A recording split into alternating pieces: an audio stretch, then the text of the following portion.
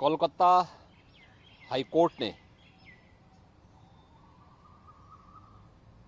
OBC आरक्षण नहीं बल्कि मुस्लिम आरक्षण को लेकर के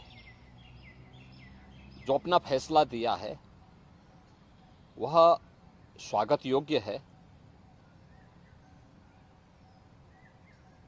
भारत का संविधान धर्म के आधार पर आरक्षण की अनुमति नहीं देता।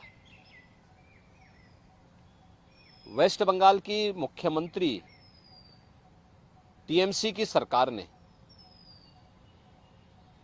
राजनीतिक तुष्टीकरण की पराकाष्ठा पर चलते हुए सन 2010 में 118 मुस्लिम जातियों को जबरन ओबीसी में घुसेड़ करके उन्हें यह आरक्षण दिया था।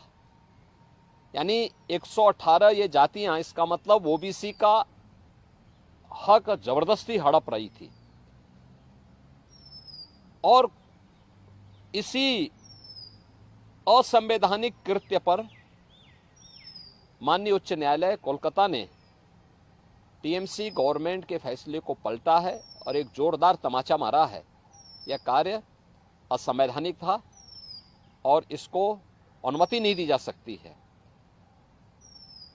स्वाभाविक रूप से बाबा साहब भीमराव अंबेडकर ने भी देश के संविधान सभा में इस बात को कहा था, बार बार कहा था।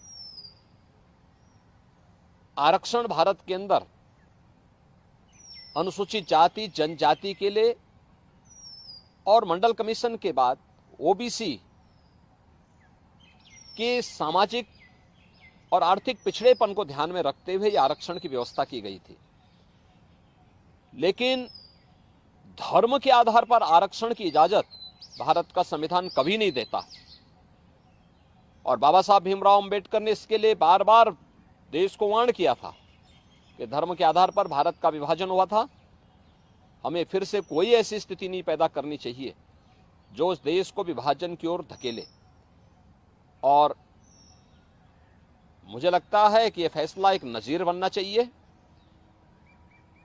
यह फैसला जो कर्नाटक के अंदर कांग्रेस की सरकार ने ओबीसी के अधिकार पर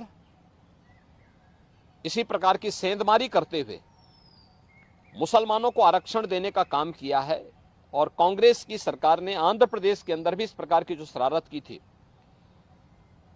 इसका अब जोरदार जवाब दिए जाने की आवश्यकता है। और मुझे लगता है कि किसी भी प्रकार के उस कार्य को जो असंवैधानिक हो, भारत के विभाजन की आधारशिला रखने वाला हो, भारत को कमजोर करने वाला हो, उसको कतई स्वीकार नहीं किया जाना चाहिए।